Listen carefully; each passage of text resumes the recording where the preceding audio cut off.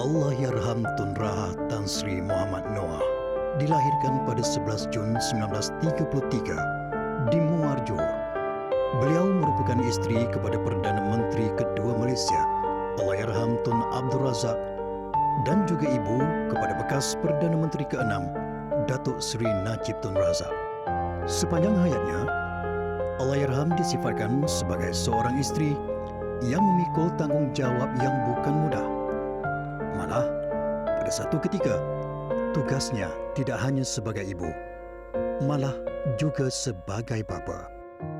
Di bawahnya lah segala tanggungjawab terpikul untuk menjaga kesemua anak-anaknya apabila suaminya diambil negara ketika dilantik menjadi Perdana Menteri pada 22 September 1970. Dia juga dianggap insan penting yang menjadi tulang belakang di sebalik kejayaan Tun Abdul Razak. Sebagai wanita, Allahyarham adalah insan cekal yang terpaksa berhadapan pelbagai cabaran. Namun sebagai anak seorang yang terbilang dari negeri Johor, karismatiknya sentiasa kukuh. Insan yang dilihat sering meredai segala ketentuan Tuhan yang diberi. Kepribadian itu membolehkannya melalui liku kepayahan tanpa perlu diketahui orang, terutamanya ketika suami tercinta Tun Abdul Razak meninggal dunia pada 14 Januari 1976. Ketika itu anak sulungnya Najib sudah menamatkan pelajarannya, namun 4 yang lain masih lagi belajar. Sebagai anak bongsu yang agak pendiam, Tun Raha merupakan insan yang paling menyayangi Allahyarham Tun Razak. Malah Tun Raha pernah menulis sebuah buku bertajuk A Heart Easily Won sewaktu menjadi tunangan Tun Razak.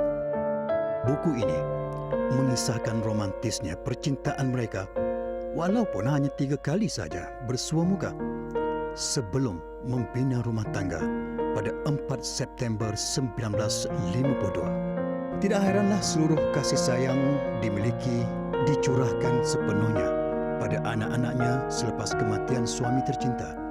Siapa yang pernah mengenalinya tidak mampu menafikan kepribadian Tun Raha. Orangnya lemah lembut, sangat bersederhana, bersahaja, tidak membangga diri walaupun isteri kepada pemimpin utama negara.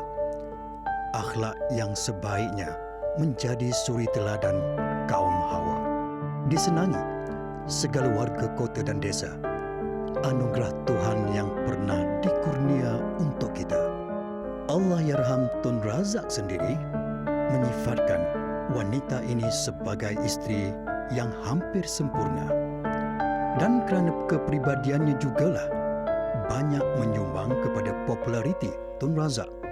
Selepas peristiwa yang tercatat dalam tinta sejarah kesedihan negara, tak kala kehilangan Perdana Menteri kesayangan rakyat jelata pada 14 Januari 1976 di London, tanggal Jumaat 18 Disember 2020, satu lagi tarikh yang tidak hanya ditangisi seluruh keluarga Tun Razak, tetapi kehilangan sosok pekerti yang tiada galang ganti bagi kami yang turut berkongsi sedih yang dirasai.